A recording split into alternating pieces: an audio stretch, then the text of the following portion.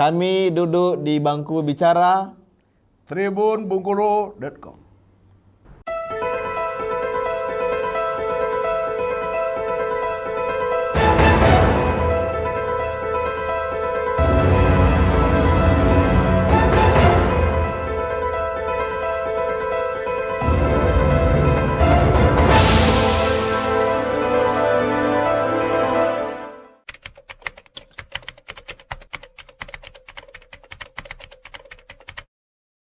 Assalamualaikum warahmatullahi wabarakatuh. Seluruh Waalaikumsalam. rakyat Provinsi Bengkulu yang kami cintai, kami banggakan, kami muliakan dimanapun berada, baik yang sedang di sawah, di kebun, di sekolah, di kampus, di kantor, maupun mungkin yang sedang berikhtiar di luar Provinsi Bengkulu, sedang berjuang mencari nafkah maupun sedang berjuang mencari pendidikan di luar provinsi maupun di mancanegara. Kita sama-sama sedang berjuang untuk merintis masa depan Bengkulu yang lebih baik lagi. Saya Dempo Esler, seorang anak petani, seorang anak desa. Saya lahir di sebuah dusun terpelosok Provinsi Bengkulu bernama Desa Gajah Mati. Itu sebuah desa tertinggal dahulu kalanya. Dan saya dilahirkan pada tahun 86, 1 April tepatnya.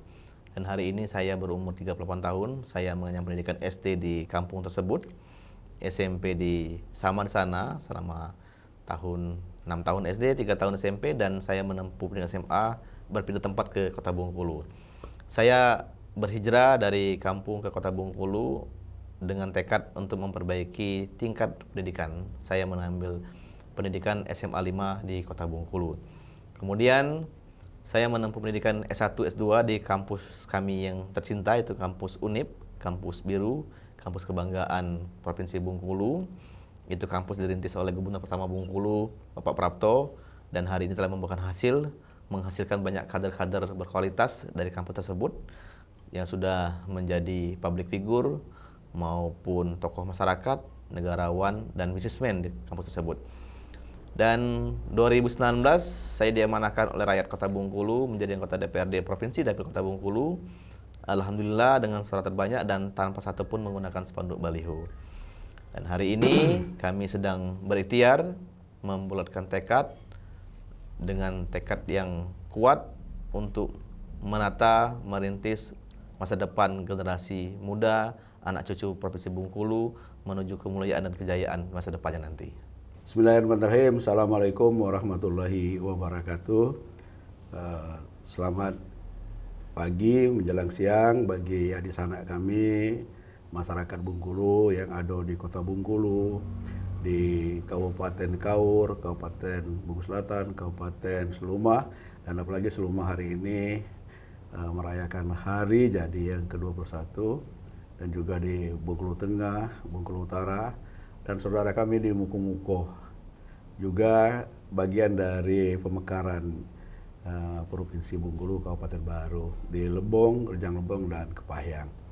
Dan tentu juga ada beberapa kabupaten persiapan ini yang Bangken ikut juga, yaitu Pekal dan Lembak. Senang sekali Bangken bisa hadir, bisa melalui media sekarang ini sudah cukup bagus, bisa menyapa adik sanak di seluruhnya, termasuk adik sanak kami yang ada di Enggano, gitu, yang merupakan pulau terluar. Jadi Bangken alhamdulillah bisa hadir dalam semua kegiatan, dan di pesta pemilu kada yang akan datang, insyaallah Bangken akan bersama-sama dengan Bung Dempo, anak muda, untuk tentunya berikhtiar, semoga dapat memenuhi harapan masyarakat Bengkulu. Gitu. Bangken dilahirkan di Talo, yaitu Kabupaten Bengkulu Selatan sebelumnya, tapi sekarang ini Kabupaten Seluma. Bangken dilahirkan dari 11 bersaudara, dan alhamdulillah semuanya 8 masih hidup, masih bersama. Dan Bangken besarkan di Seluma sama seperti anak-anak desa, ya kegiatan desa, dan SD, SMP Bangken, dan sempat juga di PGA di Taloh itu, di Mas Mambang itu. Dan tentunya juga ya Bangken tamat UNIP, pertama kali mendirikan lembaga bantuan hukum.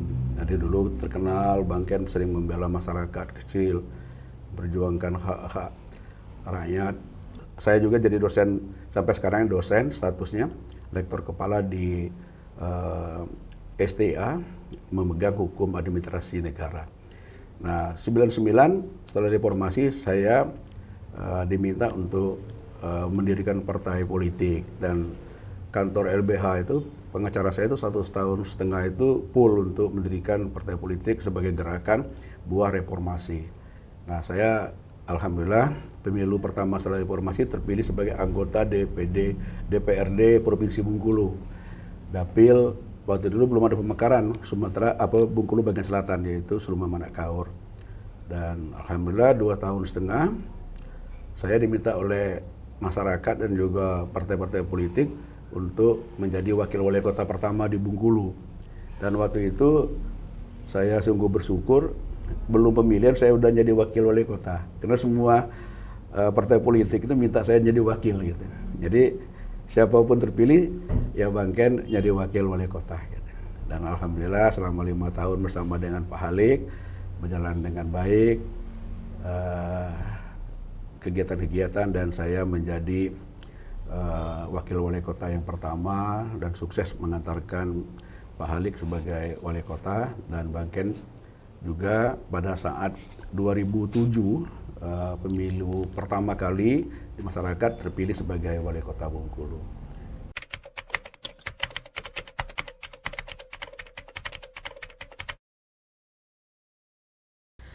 Jadi kalau rakyat Bengkulu nonton YouTube, ada lagu namanya judulnya Dempo. Nah, Dempo itu lahir di Tanah Puyang. Nah, Tanah Puyang itu tanah leluhur artinya. Jadi Dempo itu bukan anak pengusaha, bukan anak pejabat. Ayah saya itu manggilnya Mbak. Kalau manggil ayah itu agak canggung, manggilnya Mbak. Mbak itu cuma petani kopi di dusun, sekolah pun tidak, hanya sekolah SR dulu, setara SD ya, SR SD. Di zaman itu beliau diminta rakyat untuk memangku di desa. Kebetulan memang Mbak ini merantau dari Besema, Pagaralam.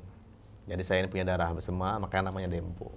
Dempo itu sebagian kakinya itu di Sumsel, sebagian di Bengkulu. Jadi memang banyak anak sungai Bengkulu itu asalnya dari kaki Gunung Dempo, terutama wilayah Semaku ya, wilayah Semaku.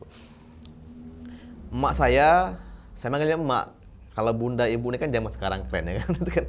Emak ini sama, tidak sekolah, karena waktu itu nggak bisa sekolah karena zaman perang kan. Zaman perang, datuk saya itu Nek Nang, kayak manggilnya Nek Nang.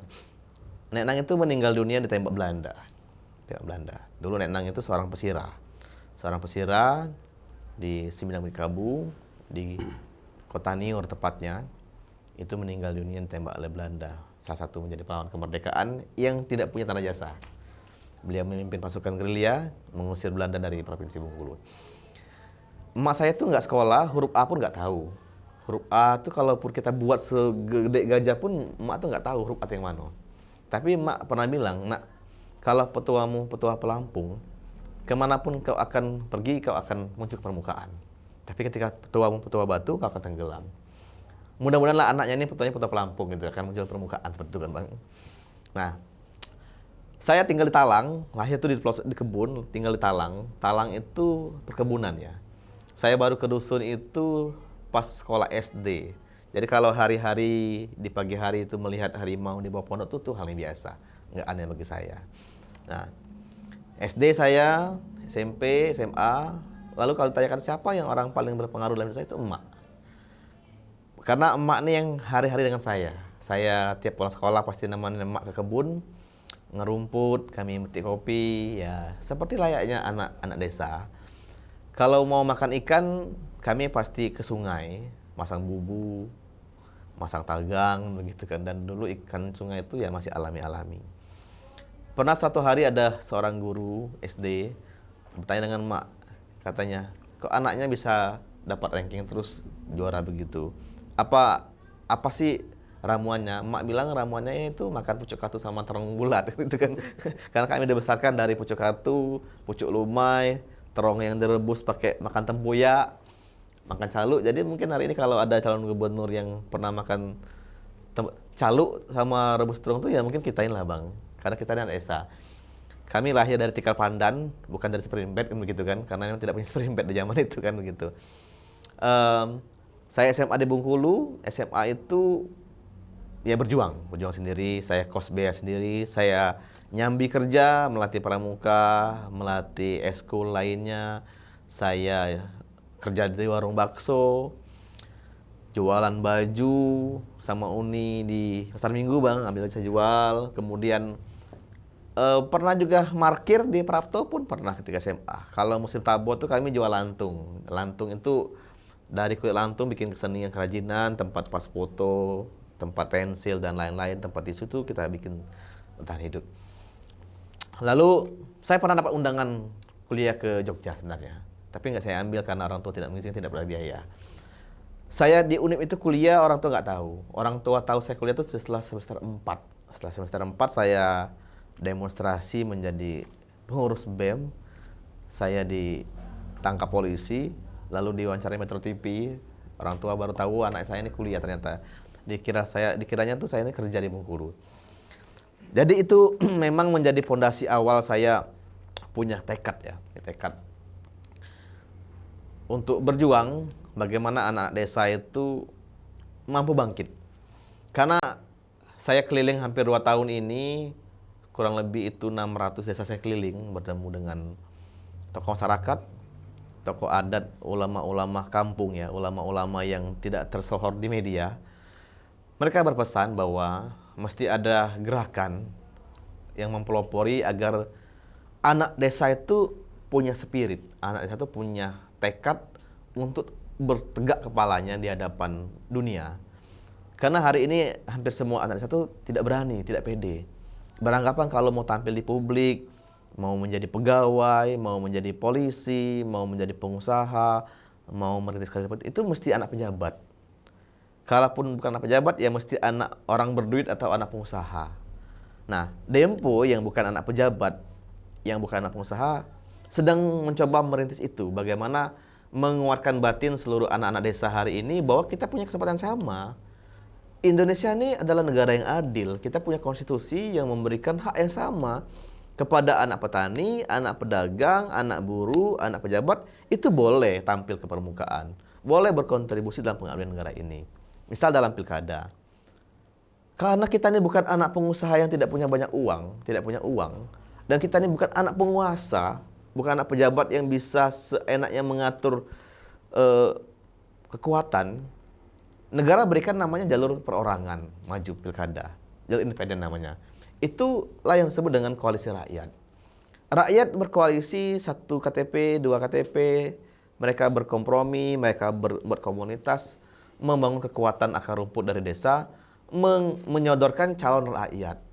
Ya, undang-undang itu membolehkan yang namanya jalur independen perorangan. Memang selama ini rakyat Bengkulu khususnya itu katakan belum paham, belum tahu, belum dapat informasi, belum tersosialisasikan bahwa dalam pilkada itu ada 2 jalur. 1 jalur perorangan, 2 jalur partai politik. Nah, perorangan ini rakyat yang mengusung. Nah, hari ini alhamdulillah saya dengan Bang Ken itu diamanahkan rakyat untuk maju pilkada itu lewat jalur namanya jalur perorangan, koalisi rakyat mengusung. Tekad ini lahir dari keadaan lapangan rakyat yang mengutus kami. Dempo dan Bang Ken ini sama-sama anak desa. Saya dari Benteng, Bang Ken dari Seluma. Kami menikah, saya punya istri, sekarang dosen di UNIP, seorang akademisi. Itu darah Rejang. Kalau saya ini bapak darah Besema, emak darah Serawai, istri darah Rejang. Datuk istri saya itu juga dulu seorang pesirah Rejang Semitul. Nah, sama merintis dari akar rumput, berjuang dan menjadi akademisi hari ini. Kami punya tekad yang sama. Kami sudah berkomitmen suami istri untuk menghibahkan hidup kami, menghibahkan penghasilan kami ini untuk membangun regenerasi, untuk membangun peradaban, untuk mengkader sebanyak mungkin calon-calon pemimpin masa depan yang siap berkiprah untuk memastikan bahwa Indonesia emas itu terwujud. Dan itu pondasi awal bangkitnya dari Provinsi Bengkulu. Itu tekad kami sebagai suami istri, bahwa Bengkulu mesti menjadi cikal bakal lahirnya kebangkitan Nusantara menuju Indonesia Emas 2030 dan berjaya 2045 nanti.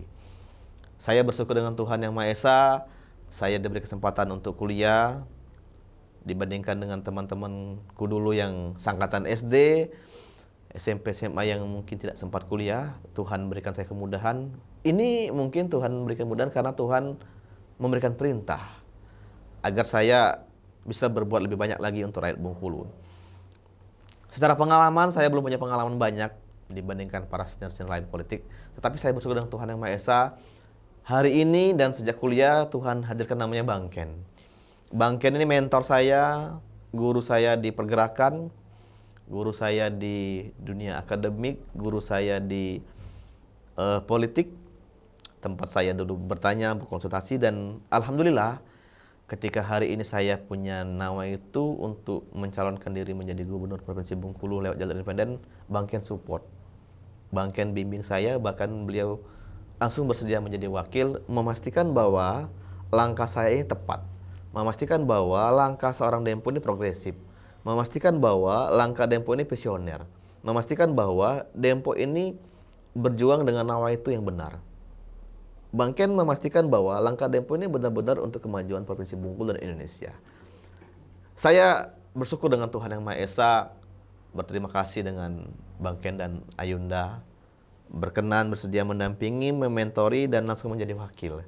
Karena anak muda ini kalau nggak dampingi senior takut kebablasan gitu kan. Karena kita ngegas terus maka mesti punya kontrol yang positif. Insya Allah kolaborasi saya dan Bang Ken ini kolaborasi untuk rakyat, kolaborasi nawa itu yang baik. Kami lahir dari desa, kami dibesarkan dari kesusahan, kami dikader oleh keadaan yang memang harus berjuang, merintis. Insya Allah itu yang menjadi rule of law hidup kami, yang menjadi pegangan hidup kami, bahwa kami mesti kembali ke rakyat hari ini. Makanya kami berkoalisi dengan rakyat menempuh pencalonan melalui jalur independen. Karena independen ini adalah, yang namanya independen itu kan artinya kemerdekaan, artinya bebas tanpa intervensi. Yang boleh mengintervensi Dempo Bang Ken itu hanya dua. Satu Tuhan, dua rakyat. Hanya itu. Bukan penguasa dan bukan pengusaha. Seperti itu.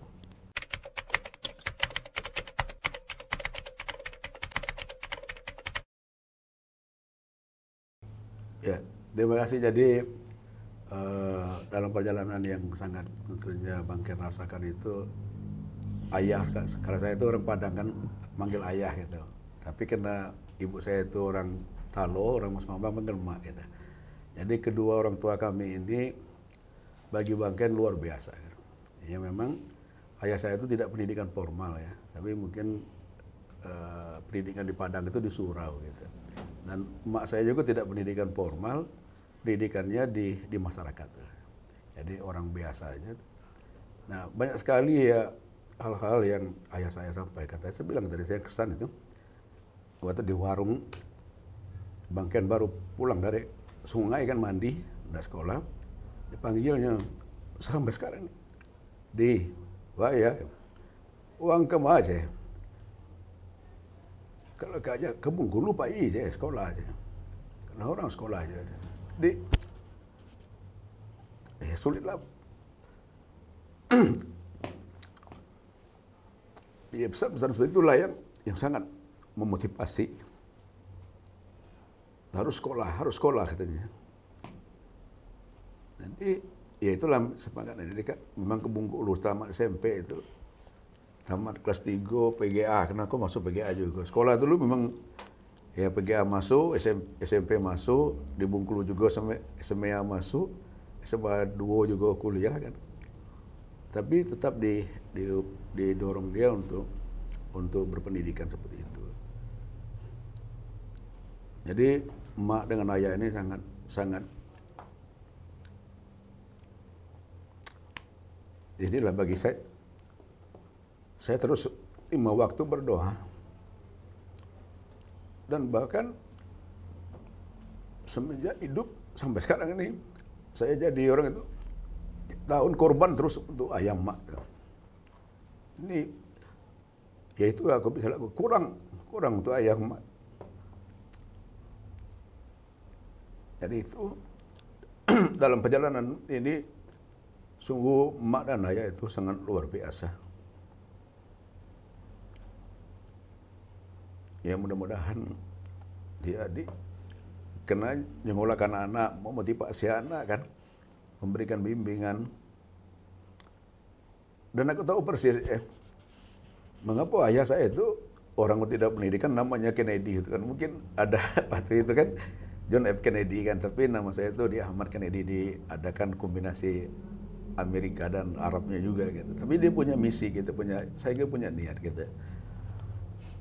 Ya itulah tentunya yang sangat berkesan. Ayah saya itu selalu memberikan dorongan, memberikan keleluasan, dan sekaligus dia memberikan kepercayaan kepada anak-anaknya. Ya, anak 11 bukan hal yang tentunya bukan pegawai ya, bukan juga dia orang kaya, tapi seorang yang punya warung saja, warung di dusun kan, kopi, ya punya sawah, punya ternak, dan alhamdulillah kami juga diajari untuk kebun, untuk bersawah, untuk beternak, dan tentunya mandiri lah sebagai anak gitu. Dari kecil itu ayah saya itu yang lebih banyak memotivasi, karena saya itu anak lanang kan, itu ayah. Karena kalau dulu itu baju saya habis main bola kaki itu diletakkan aja di situ, dia marah, harus cuci katanya, nggak boleh nanti uni, kan kami karena yang perempuan itu panggil uni kan, uni itu nyucinya nggak boleh, kamu harus cuci sendiri. Jadi mandiri itu memang ayah dulu. Kalau emak itu lebih mengingatkan untuk jangan tidak ngaji, jangan tidak sekolah kan gitu.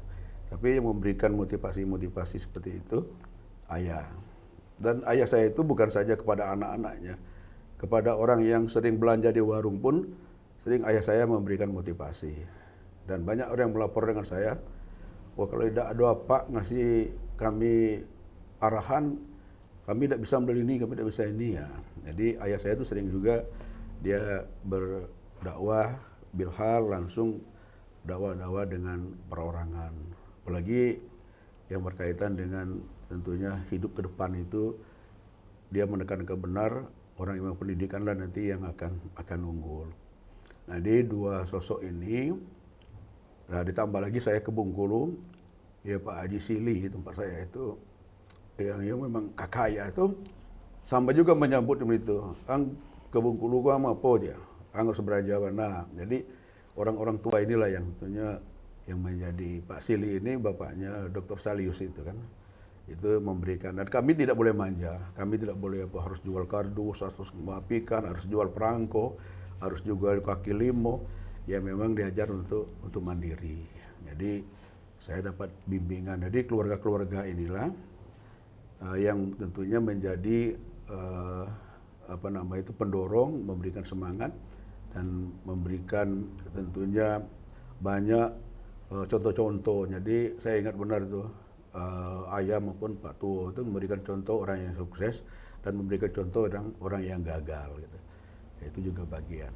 Nah, itulah orang-orang yang tentunya sampai sekarang ini, dan saya membalas jasa orang tua itu ya karena kita di sama-sama kader kan, kader HMI itu ya, sholat 5 waktu itu kalau bisa itu tepat waktu, di awal waktu, tapi minimal tepat waktu, dan jangan lupa, dan tidak mungkin lupa Allahumma firli itu dijadikan benar. Jadi itulah yang bisa dilihat. Tapi saya sudah menjadi dosen, menjadi pengacara, sempat ngawan ya itu juga ke kampung gitu, ulang ke Padang, ya riang gembira lah dia di situ.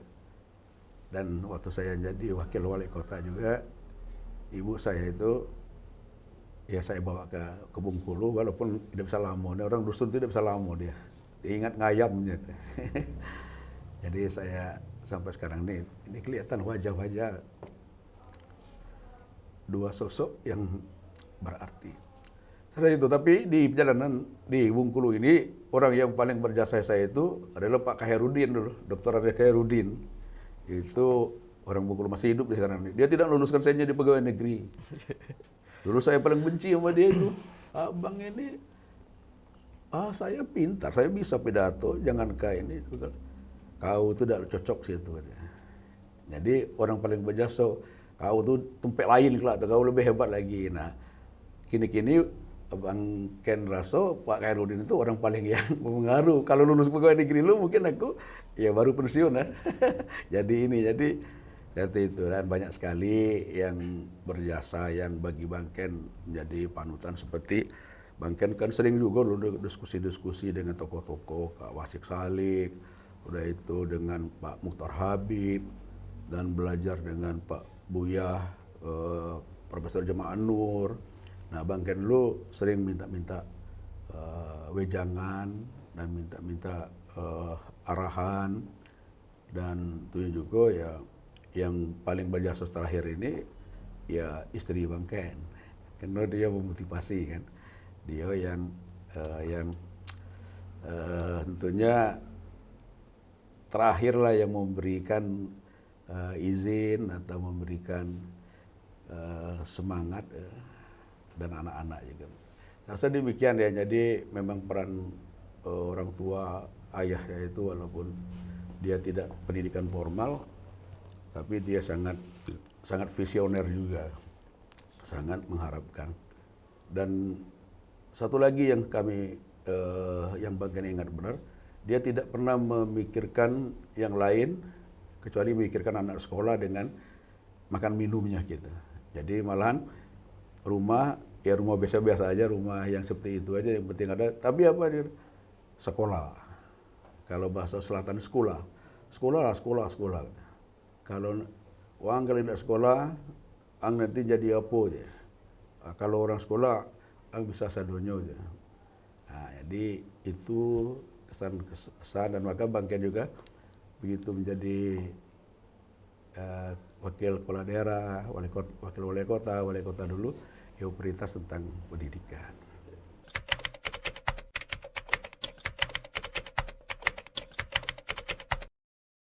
Iya. Selain tekad untuk membangkitkan desa ya, tekad saya membangkitkan anak desa untuk berkiprah. Tanggal 1 Januari 2022 itu mulai start saya bergerak untuk memulai gerakan Pilgub Independen. Saya bertemu dengan salah satu guru saya, guru ngaji, seorang mursyid tarekat, guru spiritual saya. Dia mengatakan bahwa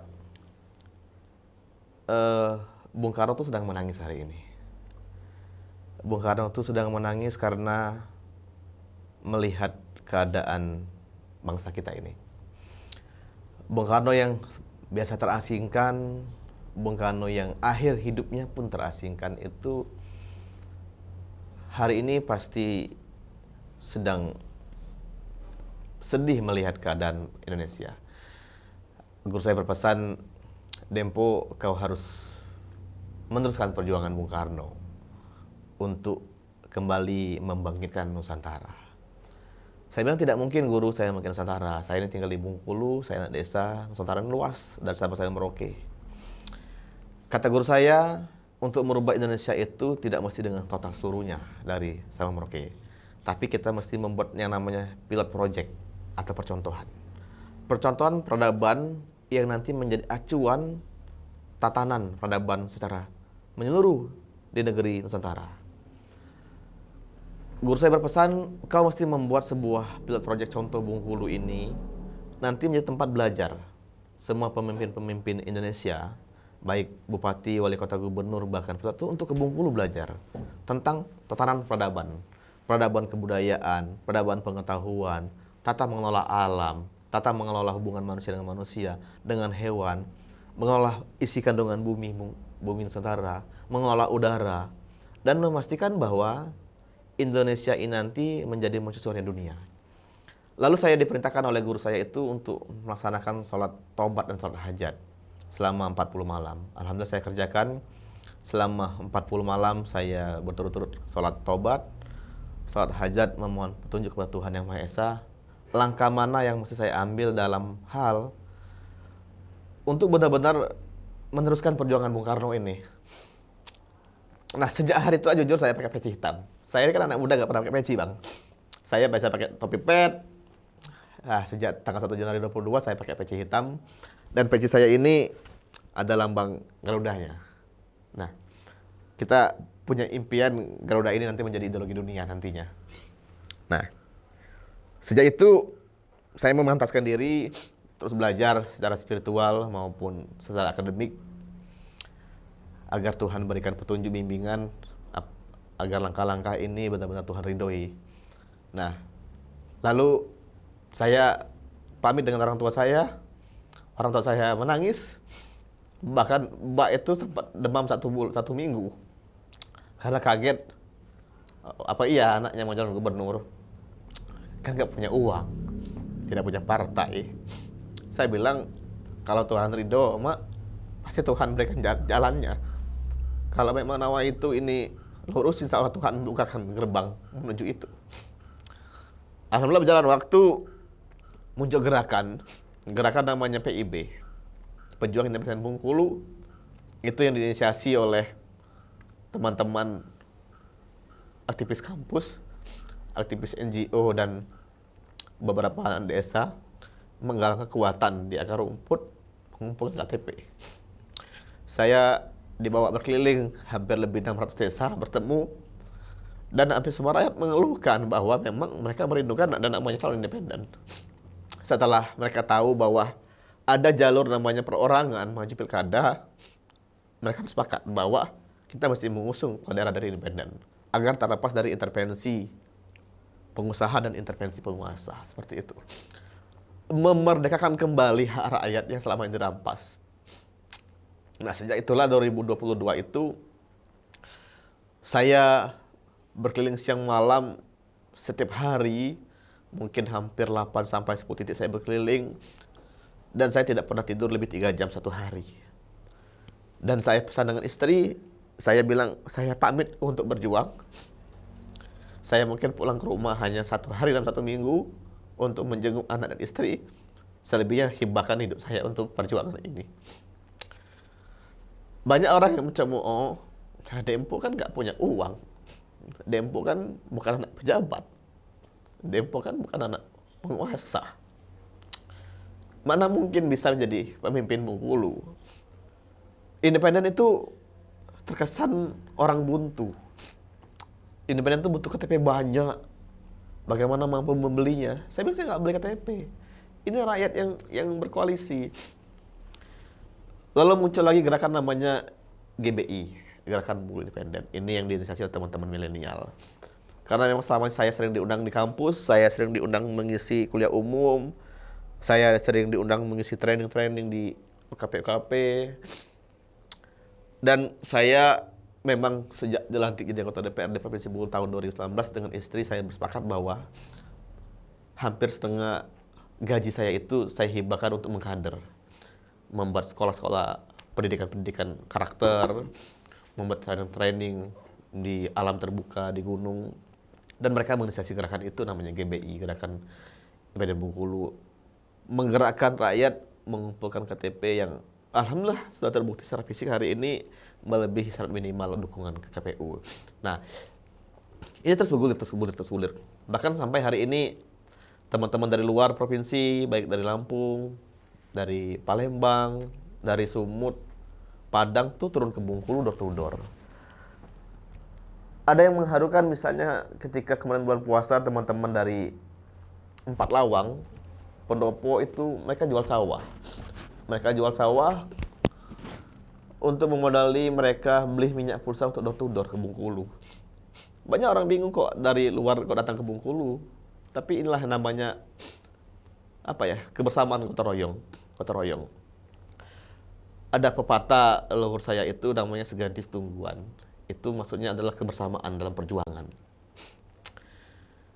Dan itu menjadi kekuatan mental saya. Juga ada amanat leluhur kami itu namanya mujur lalu bintang patah. Kalau sudah punya tekad, maka pantang pulang ke belakang kembali. Ini yang terus menguatkan mental saya bahwa saya ingin membuktikan ke dunia Saya ingin memotivasi semua anak desa bahwa tidak mesti menjadi anak pejabat dulu, tidak mesti menjadi anak pengusaha, tidak mesti kita punya bapak seorang penguasa untuk menjadi pemimpin di negeri ini. Bung Karno mendirikan negara ini negara yang berkeadilan. Semua orang punya hak yang sama. Semua orang diberikan sama untuk memimpin negeri ini. Sesuai dengan amanat Undang-Undang 45, kita punya mimpi besar. Misi besar bangsa Indonesia itu selain kesejahteraan, selain kecerdasan, kita mesti berkontribusi untuk perdamaian dunia. Nah, ini menjadi tekad kita. Maka saya setiap hari untuk selalu berusaha berjuang, meningkatkan kemampuan baik akademik maupun spiritual. Seperti itu.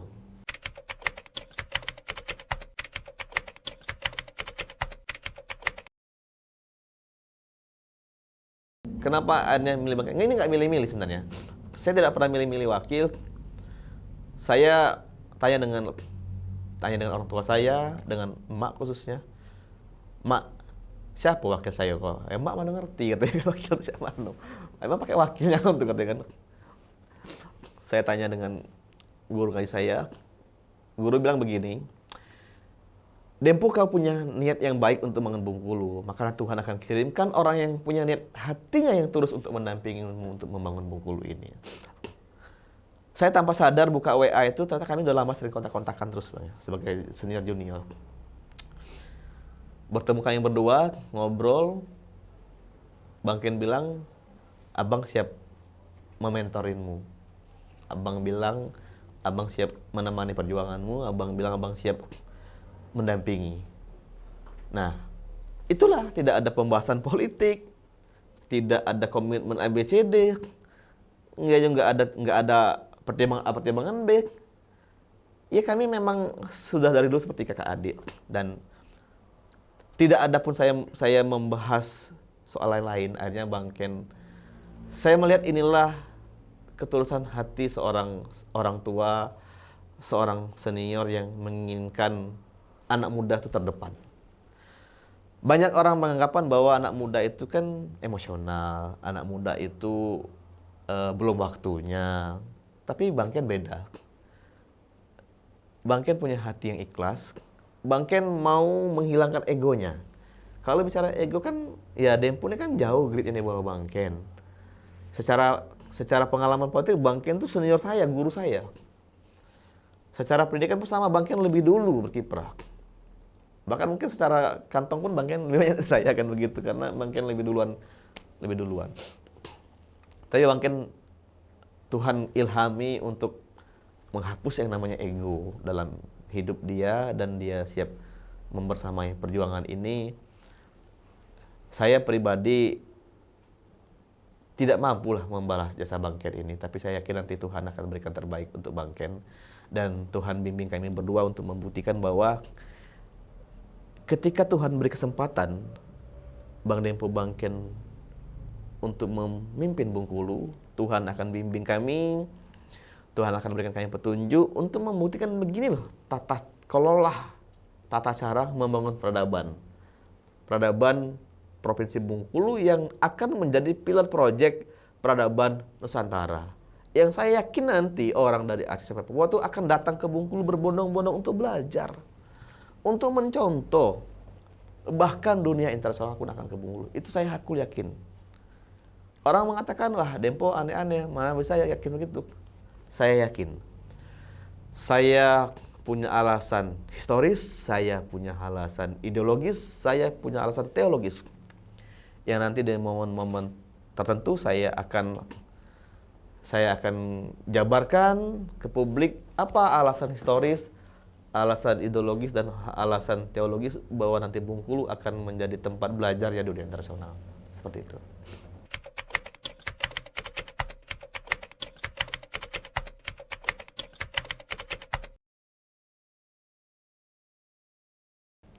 Ya, terus terang aja awal itu dari Bang Ken melihat berita-berita kan bahwa Dempo Adina Dempo ini serius sepeda, wah itu di WA. Ini Dino apa kabar? Apa ceritanya? Ah kan gitu bahasa Bengkulu meetingnya apa ceritanya? Nah semenjak itu dia katakan dia serius bang, kapan abang balik ke Bengkulu aku udah ketemu, nggak ngomong-ngomong. Ah, tapi itu perjalanan kan. Tapi aku berpikir dulu, nah ini serius ini anak muda ini. Jadi ya kalau serius itu ya banyaklah Bang Ken ini kok anak muda berani, kok anak muda punya visioner. Udah jalan aja seperti itu. Ini Bengkulu ini lain di tahun ini, periode pilkada ini ada anak muda yang punya semangat, energik dan visioner. Nah, begitu saja. Dan perjalanan-perjalanan ya Bang Ken memang di DPD kan sudah 2 periode. Dan tentunya gini kan memang ada keinginan, kalau dulu memang belum ada keinginan untuk maju ke gubernur dan wakil gubernur. Sebenarnya waktu periode yang lalu itu Pak Ridwan Mukti sudah mengajak gitu. Tapi Bang Ken masih belum punya pandangan untuk ke Bengkulu, Provinsi Bengkulu, tapi masih ingin ke independen, ke DPD gitu. Perjalanan-perjalanan seperti ini dan tentunya terakhir juga ada komunikasi. Bung Dempo juga minta Bang Ken. Nah ini Bang Ken juga pertama itu nggak percaya nih diminta kan gitu. Dan masa dia berani minta kalau Bang Ken senior kan begini. Waktu begini, udah ada apa ini? Jadi perjalanan batin ini. Ya, setiap ini kita merenungkan ini. Nah, ini maka Bang Ken melihat yang pertama tentang Bengkulu. Bengkulu butuh pemimpin yang agresif, spirit dan visioner. Dan itu dan untuk kemajuan itu dalam sejarah pasti dilakukan oleh anak muda. Jadi Bang Ken juga menyadari itu. Nah, apakah Depo ini panggilan alam, panggilan situasi dan momen, kan juga itu. Nah, sehingga perjalanan itu, dan ini serius. Nah, berapa kali pertanyaan itu, serius apa enggak? Jadi serius ini. Dan ini apakah ada juga, apakah ini cemeh nih? Itu ya menurunkan ini kita kan. Tapi saya kayak ini biasanya pasti berpikir itu cari yang baik ya, berpikir yang positif lah. Jadi orang ini serius ini. Jadi Bang Ken banyaklah analogi ini. Bang Ken analogikan seperti kalau anak udah merengek-rengek kan, kayak orang tuanya, ya ambo lah dapat pendamping, ambo ndak berumah tangga, itu tidak bisa kita kecekkan bahwa kamu punya apa. Pasti kita pikir anak ini sudah punya planning ke depan. Nah, apa ini? Nah, akhirnya ya komunikasi. Maka saya berpikir ini momen dan ini mungkin kesempatan Bang Ken juga untuk tentunya meneruskan perjuangan di era demokrasi ini, pilkada, ya tentunya memotivasi seperti itu. Jadi ada suatu perjalanan yang penuh evaluasi dan itu diputuskan dengan pertimbangan anak muda diberi kesempatan. Anak muda perlu didampingi, dikasih kesempatan untuk didampingi dan sekaligus tentunya dikawal. Nah, saya menerima itu karena saya diminta untuk menjadi wakil, otomatis sebagai konstitusional ini ya terlepaslah dari apa, ini suatu hal yang penting gitu. Jadi ya untuk ada kepala daerah dan wakil kepala daerah. Kalau dua sisi ini digabungkan, ini menjadi suatu kekuatan atau menjadi duit tunggal dalam kita berjalan. Jadi maka pertama itu perjalanan juga panjang nih kalau sendirikan itu. Bang Ken juga belum yakin dan percaya, Bang Ken juga meyakinkan diri dan juga bertanya dengan teman-teman yang dijadikan untuk bahan diskusi. Dan terakhir saya minta dengan istri gitu. Ya terus terang walaupun dulu ada yang mengatakan Bang Ken tahu sendiri orangnya nggak terlalu punya finansial yang banyak kan. Dia itu Dempo itu anak baru katanya, apakah punya finansial? Ada juga yang mengatakan demikian. Tapi Bang Ken berkesimpulan bahwa anak muda itu modalnya itu adalah spirit, semangat. Modalnya itu pandangan ke depan, visioner. Nah, itu di atas segala-galanya. Yang lain, ya prinsip Bangken dulu, hidup berakal mati beriman kan. Kalau yang lain itu kan ini, yang penting akal itu kemana, pikirannya visionernya itu, imannya masih tetap. Jadi selagi orangnya itu modal besar. Jadi Bangken dari dulu memang tidak terlalu itu menjadi hal yang utama tentang finansial, tapi yang menjadi prioritas pertama itu ada enggak orang ini pikiran, pandangan, dan sekaligus ada enggak orang ini yang mempunyai iman yang atau keyakinan yang baik. Nah itu semuanya, dan kalau selain itu nanti akan ikut sendiri. Jadi terkenal itu banyak teman-teman yang hidup berakal mati beriman. jadi satu hal juga. Jadi itu, dan sehingga Bangken juga merasa terhormat. Jadi bukan dulu di terakhir ya, Bangken dan termasuk istri saya juga. Ini Pak katanya, ini kita dihormati, kita sangat terhormat. Nah kebetulan istri saya itu dosen juga kan. Jadi pertama dia memang ini dan dosen di Fakultas Ekonomi, istri saya itu di Universitas Bengkulu. Nah ini suatu hal yang sangat terhormat, kita diajak dan diminta, dan kita punya misi untuk mempersilahkan, mendampingi dan mengawal. Ya, jadi maka konsep seperti itu istri saya lama prosesnya dulu. Saya minta itu pas saya imam maghrib, istri saya jadi makmum. Saya itu kebiasaan kalau di rumah di Bengkulu ini di Kandang Limun itu maghrib itu saya usahakan saya jadi imam. Anak istri saya itu jadi makmum. Jadi saya sudah doa, sudah ini saya izin, Bu ini kayak gini, walaupun saya yakin dia udah tahu gitu, ada ini. Saya ini ada Dempo datang, ada keluarga juga, ada ini juga datang, minta saya yang seperti ini. Nah saya pertimbangkan seperti itu. Nah satu izin, kalau istri saya mengizinkan, saya jalan, kalau tidak mengizinkan, saya berhenti. Jadi terakhir, dan panjangan itu 1 hari 1 malam, istri saya itu nggak ada jawab dan nggak ngomong. Makan pun kami berdiam-diam. Aku nggak berani bertanya lagi, takutnya gimana. Jadi perjalanan seperti itu. Maka terakhir ada ketemu dengan Adinda Dempo di rumah Bangken jam 10:05 dengan komunikasi yang seperti itu. Dia bilang tadi sangat terhormat, ini suatu hal yang sangat tentunya punya marwah. Kami ini kan ya, istri saya bismillah, maka kami bismillah. Itu tentunya latar belakang dan perjalanan. Ya sekali lagi kami mohon doa restu kepada masyarakat. Kami punya niat ya untuknya menjadi bagian, dan sekaligus ya bersama-sama kita berkoalisi masyarakat. Masyarakat juga mendukung kami full, ya kami berjanji untuk full juga berbuat dan bekerja untuk rakyat. Gitu.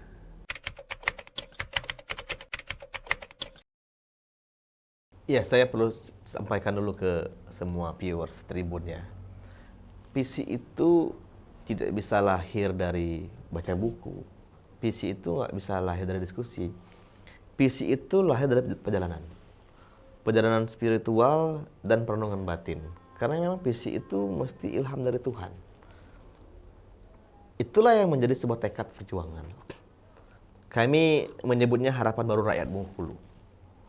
Ini visi kami. Bagaimana kedepannya nanti ini rakyat Bengkulu itu bangkit derajatnya, punya nilai di mata dunia. Nah ini, dari visi ini lahir namanya misi perjuangan. Ada misi tentang kebudayaan, misi pendidikan, misi spiritual, dan misi peradaban. Nah, dari semua misi ini nanti lahir namanya program. Program inilah nanti akan menjadi implementatif dari terwujudnya sebuah misi. Nah, program ini baru ini hasil diskusi kajian ya. Kajian Bang Dempo dengan Bang Ken, dengan tim kami, baik yang akademisi maupun para senior, para mentor-mentor kami, misalnya Ustadz UCH, misalnya mantan Gubernur Bengkulu, ada beberapa mantan bupati, ada beberapa mantan sekda yang tempat kami untuk berkonsultasi diskusi menemani perjuangan kami. Nah, garis besarnya ada dua. Pemimpin itu tugasnya adalah memikirkan, merancang tentang sebuah kemajuan peradaban yang itu mungkin belum terpikirkan oleh pemimpin sebelumnya, yang belum terpikirkan oleh rakyat. Nah, yang kedua apa? Pemimpin itu, Dempo Bangken itu menyerap apa sebenarnya menjadi kebutuhan konkret yang menjadi keperluan rakyat di akar rumput. Itu yang wajib kami tuntaskan. Karena belum tentu yang kita rancang itu sesuai dengan maunya rakyat. Misal, rakyat di daerah Kinal, Kaur itu, dia lebih butuh jembatan untuk mempermudah produksi pertanian mereka. Membawa hasil kopi, karet, cengkeh, lada mereka itu ke pusat kabupaten. Artinya apa? Butuh akses jalan, jembatan, dan lain. Mereka belum butuh pabrik. Nah, makanya hari ini Dempo dan Bangken itu keliling dari desa satu ke desa yang lainnya, se-Provinsi Bengkulu ini, menapaktilasi perjalanan Provinsi Bengkulu ini, bagaimana para pejuang-pejuang kita dulu menapaktilasi itu. Kami mencatat, kami meramu, lalu kami rumuskan apa sebenarnya menjadi kebutuhan rakyat di akar rumput. Nah, yang kedua tadi, sesuai awal tadi bahwa Dempo Bangken mesti memikirkan langkah percepatan, lompatan apa yang mesti diambil dalam kebijakan untuk membawa Bengkulu ini pada percepatan pembangunan. Misal, diskusi kami dengan Bangken, contohnya begini saja. Bangken sampaikan ke saya sebagai calon gubernur, itu bagaimana kota Bengkulu menjadi kota bertaraf internasional. Kotanya kota Bengkulu, tapi tarafnya taraf internasional. Apa taraf internasional itu? Ya kota yang layak dikunjungi, kota yang penuh kemajuan teknologi, kota yang rapi, kota yang asri, kota yang bersih. Lalu kita punya agenda bagaimana menjadikan Curup itu menjadi kota baru. Kota Curup namanya. Salah satu contoh ya. Ada lagi misalnya Enggano. Enggano ini kan pulau terluar. Ini tidak bisa dikelola konvensional atau normatif. Mesti ada lompatan yang maha dahsyat. Maka mungkin nanti Enggano itu akan dijadikan sebuah daerah otoritas khusus pembangunan. Saya sampaikan beberapa kali juga ke media, Bang, misalnya gini, Bang. Pulau Tikus. Pulau Tikus itu jangan cuma dianggap seonggok pulau. Tapi Pulau Tikus ini sebenarnya anugerah Tuhan yang Tuhan rancang sebagai pagarnya Provinsi Bengkulu dari badai samudera lepas. Karena Bengkulu ini kan menghadap samudera lepas. Nah, Pulau Tikus, Pulau Enggano itu Tuhan berikan sebagai pagar. Agar apa? Agar ketika ada ombak tsunami itu tidak langsung menerpa Provinsi Bengkulu. Selamatlah Provinsi Bengkulu karena ada Pulau Tikus. Nah, membangun Pulau Tikus Enggano ini kita mesti punya visi besar. Karena dia menjadi dasar pagarnya Provinsi Bengkulu. Ini kita mesti bicara dengan Menteri Kemaritiman. Kita mesti bicara dengan Menteri Kebencanaan Alam. Bahwa bagaimana penataan Pulau Tikus itu nanti ke depan dan Enggano itu menjadi pagarnya Provinsi Bengkulu dan pagarnya Pulau Sumatera. Jangan cuma dipandang cuma seonggok pulau kecil. Nah, ini yang mungkin selama ini belum terpikirkan, belum terbahaskan oleh kita selama ini. Seperti itu.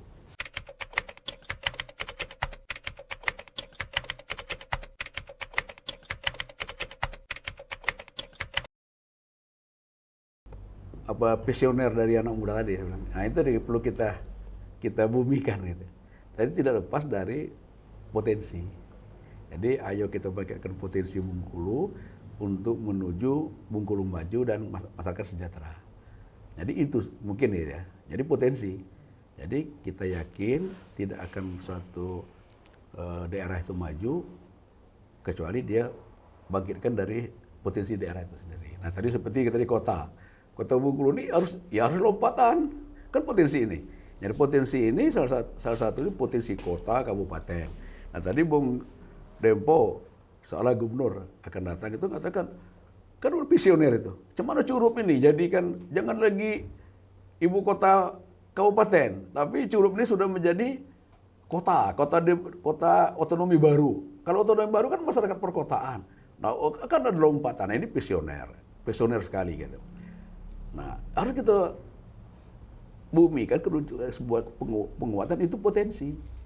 Jadi potensi ada kota baru, nah, kan gitu harus kita lompatkan. Nah, itu sudah menjadi. Jadi saya rasa udah pas ya dengan kebutuhan Bengkulu yang disampaikan oleh Bung Dempo. Tinggal lagi secara konsepsional harus kita ini. Dan kita kembali lagi kepada suatu pesan ya, pesan keyakinan agama kita tidak akan berubah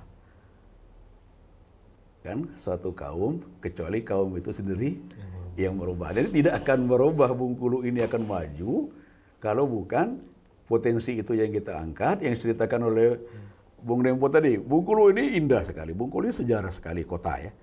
Boleh dong kita memimpikan menjadi kota bertaraf internasional. Jadi bertaraf internasional tadi bersih. Semua bersih, tata kelola dengan bagus.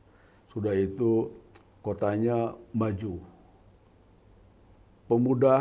Pemudanya menjadi pemain, menjadi penentu peran. Kan gitu kan? Pemuda-pemudanya penggiat di semua lini. Nah, ini harus kita rumuskan. Nah, Bang Ken menangkap seperti itu. Jadi harus kita kerucutkan menjadi satu dan langkah-langkah. Jadi benar dan apa yang disampaikan anak muda tadi harus kita rumuskan menjadi rumusan-rumusan yang harus kita gerakkan. Nah, tapi ada dua kata kuncinya. Pelakunya nanti yaitu pemuda. Itu harus menjadi lokomotif dan bisa melakukan gerakan yang mengungkit potensi itu. Nah, yang kedua, wanita, perempuan. Kenapa Bengkulu ini statistik masih tertinggal dan termiskin. Nah, yang akan mengangkat supaya keluar dari termiskin dan tertinggal dua ini. Yaitu pemuda diberi peran, diberikan suatu ruang dan didukung dengan kebijakan-kebijakan. Salah nanti Bung Dempo dengan Bang Ken itu akan melakukan dukungan kepada pemuda full. Dan yang perempuan, karena yang miskin itu lebih tahu perempuan. Maka orang yang tahu harus kita dekati dengan program-program yang berkaitan dengan kaum ibu. Kalau bapak ya mohon maaf aja, dia walaupun miskin dia seakan-akan tidak miskin lagi. Karena masih merokok, masih ngopi, dan masih ini. Walaupun dalam hatinya tahu, tapi ibu tahu persis. Bang Ken tahu kalau apabila ibu-ibu itu kerutnya sini 3, berarti ada hal yang ada termasuk dalam kelompok yang masih berjuang. Tapi kalau dia sudah licin sini, apalagi sudah eksedo dan sebagainya, sudah apa? Dia sudah termasuk mapan menuju ke lebih bagus. Nah, kedua potensi ini yang ada di Bengkulu ini, yang sampaikan oleh Bung Dempo tadi, itu harus kita lakukan pendekatan-pendekatan dan kita turunkan menjadi rencana-rencana program yang harus kita lakukan. Nah, kita harapkan nanti Bengkulu tidak nomor 2 termiskin dan tertinggal lagi di Sumatera kan, nomor 7 di nasional. Tapi mungkin kita sudah masuk pada tataran yang menengah. Jadi kalau di Sumatera ini 10, ya kita udah nomor 7 teratas. Bukan nomor 7 di bawah kan, nomor 7 teratas. Jadi kita sudah masuk 3 besar, 4 besar. Jadi, dan itu potensi itu ada. Dan itu bisa kita lakukan. Jadi saya rasa sangat pas sampaikan oleh Bung Dempo. Nah, tinggal lagi kita menyusun visi, misi, dan rencana aksi. Jadi mungkin rencana aksi itu bikin, ya kena Bang Ken ada juga pengalaman lain, mungkin kita bikin tahapan awal apa, tahapan menengah apa, tahapan di akhir 5 tahun ke depan itu apa. Gitu. Sehingga tahapan-tahapan itu bisa kita ukur dan bisa kita imbangi dengan tentunya ya ada dua pendekatan, itu pendekatan bottom up dan top down. Jadi semuanya kita ini kan bisa jadi.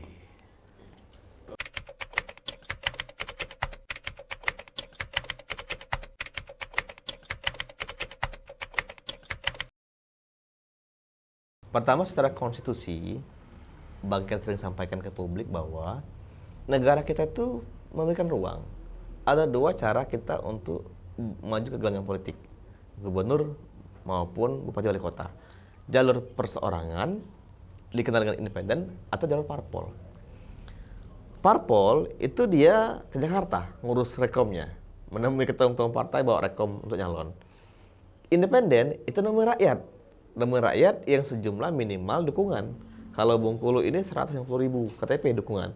Maka Dempo Bangken itu menemui rakyat berbicara. Tadi saya awal tadi, rakyat membuat gerakan, mengumpulkan dukungan 150.000 lebih KTP. Nah, inilah bedanya. Jadi ya kami ini menu rakyat. Karena mungkin kami ini memang orang dusun ya. Dempo Bangken sama-sama lahir desa. Menunya ya menu desa. Jadi kami memang gerakannya gerakan desa. Siapa yang menyusunnya? Ya rakyat tadi yang mengusung. Berkoalisi, setidaknya hari ini kami punya dukungan itu 184.000 yang sudah memberikan KTP, tertulis tanda tangan mendukung kami. Nah, bukan orang Jakarta, tapi orang desa kan begitu kan. Nah, kalau orang katakan misalnya Parpol punya nama besar, saya bilang enggak juga. Kami kan pengalaman orang Parpol semua berdua ini kan begitu kan. Yang kedua dikatakan mesin politik Parpol berjalan, itu silakan tuh hak mereka. Kami hanya menggunakan mesin rakyat. Silakan Parpol menghidupkan mesinnya, kami menumpang, bukan menghidupkan, kami menumpang mungkin di pojokan kursi rakyat kan begitu. Karena kami ini kan menaiki kendaraan rakyat yang punya kendaraan, rakyat yang menyetirnya, rakyat kondekturnya. Dempo Bangken ini menumpang di kendaraan rakyat ini untuk mereka hantarkan ke gelanggang politik pilkada untuk bertarung. Nanti pertarungan ini apa tujuannya? Untuk memastikan kemenangan koalisi rakyat.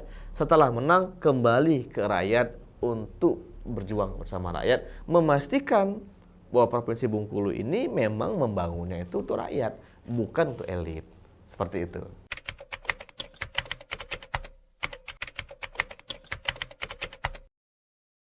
Ya, alhamdulillah luar biasa. Jadi macam-macam suaranya. Ada Bangken majulah, maju apa aja kami dukung. Nah, ini kan gitu. Nak maju gubernur kami dukung, wakil gubernur kami dukung, wali kota lagi kami dukung. Bangken orang Seluma, maju Seluma. Nah, jadi luar biasa. Ada yang ngasih KTP minta foto sendiri. Nah, kembali lagi tadi, ya saya mengatakan bahwa kedua saluran ini konstitusional, yaitu saluran. Dan malahan gini, rumusannya itu dalam undang-undang dikatakan, dalam proses pencalonan kepala daerah, pilkada, dapat melalui dua saluran. Saluran yang pertama, perorangan, didukung KTP. Saluran kedua, partai politik atau gabung politik. Berarti kita nomor satu kan?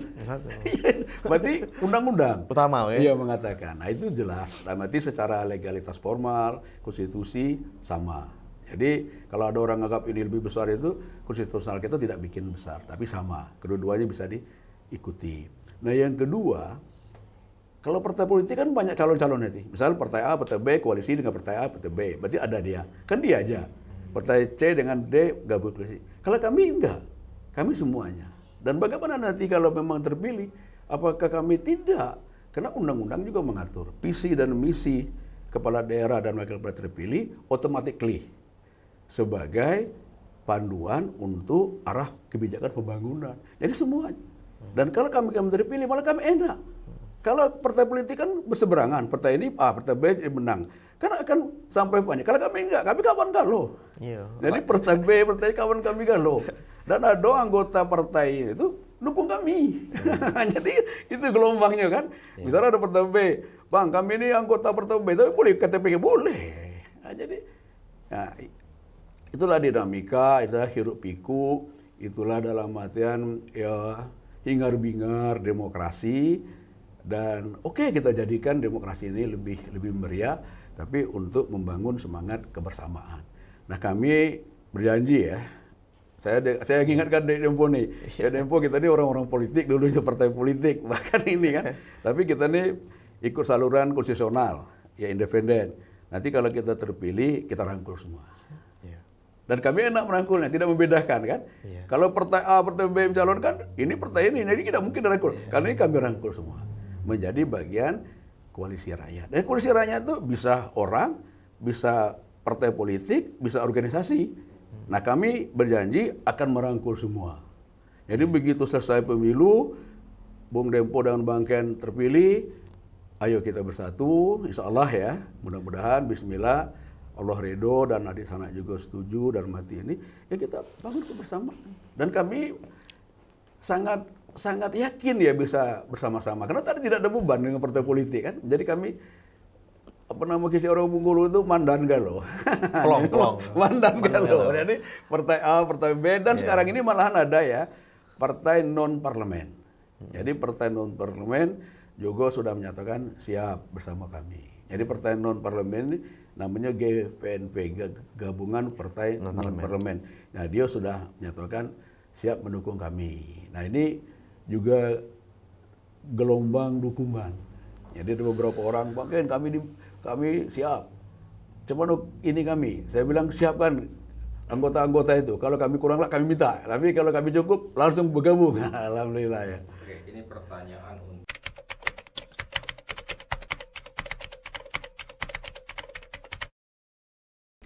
pertama begini, di kami ini nggak ada namanya tim inti, tim gak inti. Semuanya tim sama, inti semua. Karena namanya koalisi rakyat. Selagi dia rakyat Bengkulu, tim inti. Dia petani, dia pedagang, dia aktivis, dia akademisi, dia pengusaha, dia parpol.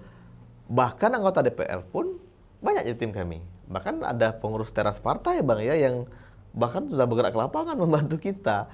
Ada anggota DPRD provinsi, ada anggota DPRD kabupaten pun yang bergerak. Ya katakan, nggak apa-apa Bang Dempo, biarlah partai kami ngusung si A, tapi kami ke bawah ke Bang Dempo, katakan. Dan mereka buktikan dengan mencari KTP. Nah, kami punya rumah perjuangan. Rumah perjuangan, siapapun nanti yang ngontak kami, siap berjuang, kami pasti ajak mereka bergabung. Bahkan Bang Dempo, Bang Ken ini kami on call. WA kami tidak pernah nggak aktif, semuanya boleh komunikasi. Bahkan saya per hari ini misalnya nih, DM di IG, TikTok, misalnya tuh saya respon terus. Seperti tadi malam misalnya, jam 1 malam ada yang message saya, Bang Dempo kami nengok Bang Ken tadi kunjungan Kota Padang, nengok kereta api gitu kan. Wah. Oh ya alhamdulillah, mantap bang, gitu kan itu. Jadi komunikasi itu kan tidak mesti langsung ketemu hari ini, karena rakyat Bengkulu kan jauh-jauh, ada yang Kaur, Muko. Teknologi sudah memudahkan. Nah, maka salah satu item kita itu bagaimana nanti digitalisasi, ini penting. Digital itu penting untuk memudahkan perjuangan dan untuk mengajukan daerah lebih cepat lagi. Tim anak muda, kita punya tim anak muda. Tim ibu pun ada, tim yang umum pun ada, semuanya ada. Dan tidak ada istilah tim inti tidak inti. Selagi dia rakyat Bengkulu, siap berkoalisi semuanya tim inti. Cuman memang ada nama struktural yang mengkomandoi tingkat provinsi, mengkomandoi tingkat kabupaten, desa dan kecamatan. Memang harus ada. Ini dan itu memudahkan koordinasi. Konstitusi ya. Karena konstitusi dilaporkan dengan KPU. Kalau misalnya KPU nggak minta, kami nggak perlu sebenarnya. Tapi karena ini wajib laporkan data tim, ya kita harus buat. Karena kita menghormati yang namanya aturan. Kami melalui Tribun News ini, kami mengajak semua rakyat Bengkulu. Ibu-ibu, teman-teman pemuda, mahasiswa pelajar, ulama-ulama, baik ulama yang sering muncul di permukaan maupun ulama yang di desa-desa. Karena ulama satu banyak sekali. Ulama-ulama yang tidak pernah muncul di permukaan, Bang ya. Ini yang paling banyak menghubungi kami. Mereka beristiqoroh, mereka berhajat untuk mendoakan kami. Bahkan ini ada salah satu ulama NU, tiap jam 3 malam WA, Bang. Dindo jangan lupa sholat tahajud, perjuanganmu perlu diperkuatkan dari Tuhan. Terus hampir tiap malam. Macam-macam. Nah, insya Allah ini kekuatan langit, ini kekuatan bumi sedang menyatu. Nah, kan begitu. Jadi, kami anak desa, kami ini bukan apa-apa, Dempo Bang Ken ini sekali lagi, ini bukan menggeluh, bukan, tapi ini fakta, karena kami tidak mau diberada-ada ya. Memang kami ini orang dusun, memang kami ini orang tidak mampu, memang orang tua kami itu bukan pengusaha hebat, orang tua kami itu bukan pejabat mentereng, ya kami ini sedang merintis. Kami sedang merintis masa depan Bengkulu yang kita harapkan. Seperti itu.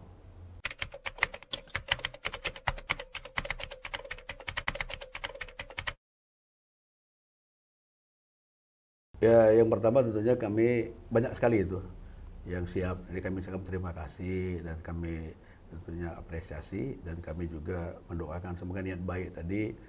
Anak gajah di Ulu Balik kan dapat ditangkap di pinggir sawah. kalau sama-sama berniat baik, insya Allah dikabulkan Allah. Mudah-mudahan dikabulkan Allah tadi. Jadi niat baik. Nah kami terima wadai dan itu bisa. Silakan nanti dia improve sendiri, misalnya mengajak kawan-kawan. Jadi yang luar biasa ini mak-mak ini. Mak-mak ini kan mak. Ini kami memang khususnya Bangken dari sampaikan dengan Adinda Dempo, pemuda dengan mak-mak kaum ibu itu harus menjadi prioritas subjek dan objek. Nah tadi kita kan termiskin, tertinggal. Nah kalau termiskin itu perlu ada anak muda yang melompat-lompat dan juga perlu terbang. Kalau ini. Ya kami ini benar tadi, kami ini orang biasa, anak desa, tapi kami berniat luar biasa. Dan mudah-mudahan hasilnya nanti ya sungguh luar biasa. Gitu. Nah itu silakan nanti ini, mak-mak juga nanti kita harapkan seperti itu. Jadi silakan bergerak langsung, mengajak, menyapa, dan tentunya menjadi suatu koalisi besar. Jadi kami yakin ya, dan itu bisa dilakukan, silakan. Dan jangan lupa nanti kita ada rumah koalisi, rumah rakyat yang nanti kita mungkin di jalan apa namanya? Kamparang. Jalan Kampar atau di Lumpuing itu ada di sebelah situ. Silakan nanti bersama-sama situ. Kita terbuka dan Bangken itu juga dari dulu rumah Bangken itu terbuka 24 jam kasarnya itu, tapi tidak. Saya tidak mau bohong ya. Kadang-kadang jam 11 lah sepi, kunci juga kan. Tidak juga, tapi orang ngecek Bangken kan 24 jam benar. Kapan ada waktu bisa ditemui, yaitu di Kanada. Kanada itu kandang limun dalam, jadi dekat Unip. Karena itu, jadi silakan nanti bersilaturahim, kami sangat terbuka. Dan kalau WA memang dari dulu, kalau WA, telepon, kita memang terbuka terus. Gitu. Tapi juga saya nyatakan, kadang-kadang itu saya udah agak sejam 2 jam baru bisa respon, karena kadang lagi rapat kan, lagi rapat, dan mungkin kita buka HP kan, nah begitu. Atau kita lagi tidur pagi-pagi, setiap subuh. Ada juga yang mengatakan, saya yakin Bangken itu subuh kelak pasti dijawabnya. Nah, habis senang subuh saya jawab. Jadi kami dah terus-terus. Bung Dempo di Adinda ini luar biasa juga, Samu juga terbuka juga komunikasi. Ya silakan. Jadi kami akan menampung. Kami tidak membedakan suku, ras, agama, dan juga latar belakang budayanya.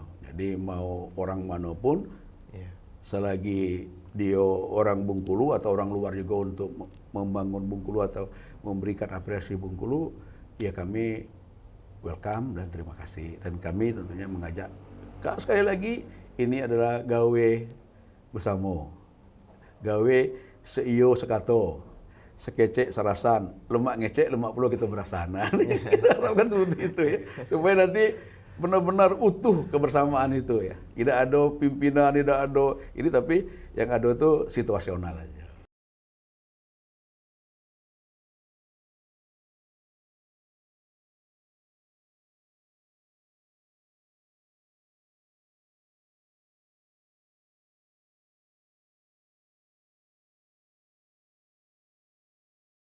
Kalau Abang, bismillah.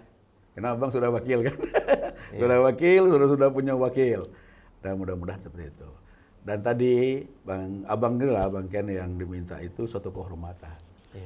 Dan saya sudah punya sepakat dengan istri, amanah ini amanah untuk minta dampingi, untuk minta dalam hati dijadikan ini amanah. Amanah itu mendampingi. Pengertian mendampingi ini bukan menjadi pasangan ya, tapi bagian dari totalitas. Dan itu bismillah Bang Ken berniat tidak akan terjadi perpecahan, dan kami akan membuktikan bahwa kami harmoni, bahwa kami akan menjadi ya mungkin ya kalau tidak terbaik yang baik lah, kalau terbaik nanti mendahului kan, yang baik lah akan menjadi contoh yang tidak akan ya pecah kongsi lah kata orang itu, mudah-mudahan insyaallah. Ini soal visi ya. Soal visi kita ini bukan cuma Bengkulu, tapi ingin menata Nusantara. Bang Ken ini guru saya. Bang Ken ini senior saya, Bang Ken ini mentor. Yang mana mungkin seorang murid bertengkar dengan mentornya kan begitu kan. Kalau murid bertengkar dengan mentornya bahaya kan. murid mesti selalu berkoordinasi, konsultasi dengan mentor. Agar langkah-langkah saya ini termonitor, terkontrol, tidak kebablasan. Karena anak muda nggak ngegas, nggak ada kontrol kan bahaya. Nah, maka fungsi bangkai ini fungsi rem, fungsi kontrol. Kalau saya gas, Adindo, nanti jurangin ya, kan begitu kira-kira. Maka mungkin tidak harmonis, insya Allah. Dan ikatan kami itu bukan ikatan politik. Ikatan kami adalah ikatan anak dengan orang tua, ikatan seorang adik dengan kakak, seorang junior dengan senior.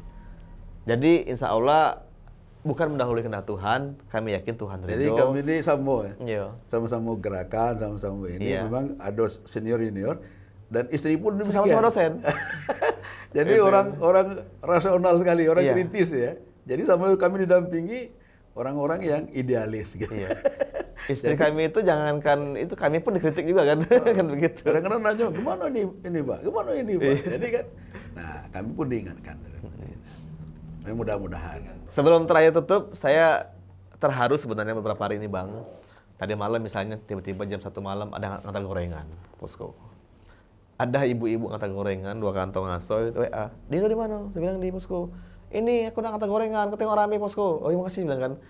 Ada misalnya seorang saya anggap datuk ya, warga Kandang Emas itu ngantar ubi kayu ke posko kami.